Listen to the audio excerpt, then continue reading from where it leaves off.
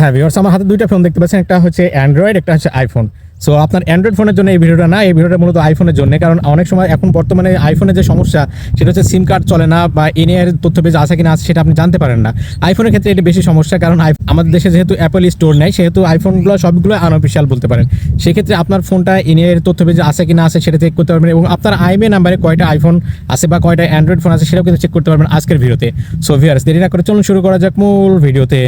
নতুন নতুন ভিডিও পেতে প্লিজ আমার চ্যানেলটি সাবস্ক্রাইব করুন এবং পাশে থাকা বেল আইকনে ক্লিক করে অল করে দিন এবং ভিডিওতে একটা লাইক করে দিন এবং আপনার মূল্যবান মতামত কমেন্ট করে জানান। গুড ভিডিও বা নাইস ভিডিও লিখে আপনি কমেন্ট করে দিন।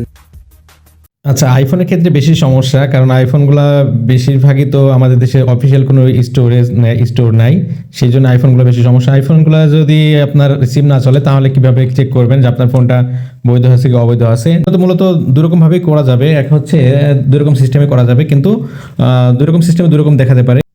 এর জন্য আইফোনের সেটিংসে চলে যাবেন, সেটিংসে ক্লিক করে দেবেন, দেওয়ার পরবর্তীতে আপনি জেনারেলে চলে যাবেন, কারণ সবে আইফোনের সেম সিস্টেম। জেনারেলে যাওয়ার পরে দেখতে পাচ্ছেন অ্যাবাউট যে অপশন, সে অ্যাবাউটে ক্লিক করে দেবেন। তারপরে এখান থেকে আইএমএই নাম্বার পেয়ে যাবেন আপনি। আইএমএই নাম্বার, সেই আইএমএই নাম্বারটা কপি করে নেবেন। ওকে, দেখতে পাচ্ছেন IMEI number, IMEI 1, I number, এটা দেওয়া আছে, এটা জাস্ট আমি কপি করে নিলাম। এই যে কপি করে নিলাম। ওকে, কপি করে নেওয়ার পরে আমি দুরকমভাবেই দেখাবো। এখানে প্রথমত আমি এখান থেকে মেসেজের অপশনে দেখাচ্ছি, চেক করে মেসেজে যাচ্ছি, গিয়ে আমি চেক করে দেখাচ্ছি। এর জন্য আপনাকে এই যে চ্যাট বার এখানে ক্লিক করতে হবে, করে আপনি যেহেতু নাম্বার দেবেন, কোন নাম্বার দেবেন দেখাচ্ছি 16002, এইটা হচ্ছে নাম্বার, এই নাম্বার দিয়ে দেবেন। দিয়ে দিলাম, দেওয়ার পরে এইখানে দেখতে পাচ্ছেন লিখতে হবে, কি বলি এখানে সেমভাবে লিখতে হবে। উপরে লিখেছি আমি, দেখেন KYD লিখে স্পেস দিয়ে দেবেন। যদি এভাবে থাকে একটা স্পেস দিয়ে দেবেন। তারপরে আপনি যে কপি করেছেন আইএমএই নাম্বার, সেটা জাস্ট আপনি পেস্ট করে দিলেন। ওকে, দেওয়ার পরে এখানে কোনো স্পেস থাকবে না, কোনো স্পেস দেখতে পাচ্ছেন স্পেস দেওয়া আছে, স্পেস থাকবে না, কোনো স্পেস থাকবে না, সরাসরি শুধু নাম্বারটা থাকবে। একটা স্পেস থাকবে KYDর পরে একটা স্পেস, তারপরে কিছু নাম্বারটা থাকবে, এখানে আপনি সেন্ড করে দেবেন। ওকে, সেন্ড করে দিলাম। দেখুন ফিরতি মেসেজ চলে আসবে। দুরকমভাবে পাওয়া যাবে। যদি মনে করেন আপনার এভাবে করে যে নাম্বারটা আইএমএই নাম্বার দিচ্ছেন সেটাতে আপনার সমস্যা হচ্ছে বা এসএমএসটা সঠিক আসছে না এবং দেখা যাচ্ছে যে আনঅফিসিয়াল, তারপর আপনি নেটে সার্চ দেবেন, দিয়ে এনএআর ওয়েবসাইটে গিয়েও আপনি পেয়ে যাবেন সঠিক তথ্য। যে একটু ওয়েট করতে হবে।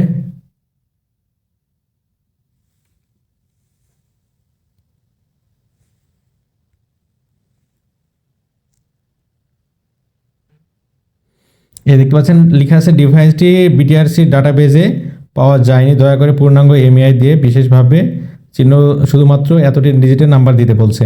তার মানে এটা কিন্তু বলা হচ্ছে যে বিটিআরসির ডাটাবেজে পাওয়া যায়নি, কিন্তু এটা আমি দেখছি আইফোনের ক্ষেত্রে একটু সমস্যা হচ্ছে। এসএমএস পাঠালে সেটা দেখাচ্ছে বিটিআরসির ডাটাবেজে পাওয়া যায়নি, কিন্তু আপনি যখন ইনের ওয়েবসাইটে যাবেন, ওয়েবসাইটে গিয়ে দেখাচ্ছি, তখন দেখতে পাবেন যে ঠিকই কিন্তু এটা সঠিক আছে।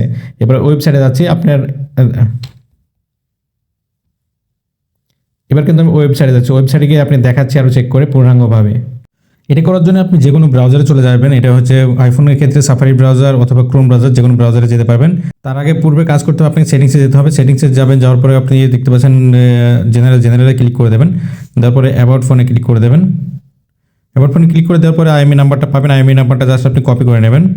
আইএমএই নাম্বারের উপর চেপে ধরে রাখলে কপি যে অপশন আসবে, এই যে কপি অপশন, কপি করে নিলেন, কপি হয়ে গেল। এবার হচ্ছে মূলত কী করবেন আপনি, এবার মূলত চলে যাবেন আপনার ফোনের সাফারি ব্রাউজার আইফোনের ক্ষেত্রে, অথবা আপনি চলে যাবেন গুগল ক্রোম ব্রাউজারে। চলে যাচ্ছি, যাওয়ার পরে নতুন ট্যাব নেবেন, নিয়ে আপনি এখানে সার্চ বার পেয়ে যাবেন এনএআর লিখে দেবেন। লিখে দিলাম আমি। তারপরে এই যে বাংলাদেশ টেলি যোগাযোগ নিয়ন্ত্রণ কমিশন, এখানে আপনি ক্লিক করে দেবেন। ওকে, তারপরে আপনি সেই আইএমএই নাম্বারটা এখানে জাস্ট দিয়ে দেবেন। তারপরে চেক যে অপশন, চেকে ক্লিক করে দেবেন। দেখতে পাচ্ছেন আপনার কি লিখে আসছে, আইএমএই নাম্বারটি এনএআর সিস্টেমে নিবন্ধিত রয়েছে এবং ব্যবহৃত হচ্ছে। তার মানে এখানে দেখাচ্ছে একরকম, ওখানে দেখাচ্ছে আর রকম। তার মানে টেনশন নেওয়ার কিছু নেই, যে কোনো এক জায়গায় যদি দেখায় ঠিকঠাক তাহলেই ওকে, আপনার ফোনটা ঠিক আছে এবং অফিসিয়াল। সো এটা দেখানো ছিল আজকের এই ভিডিওটা কেমন লাগলো অবশ্যই কমেন্ট করে জানাবেন।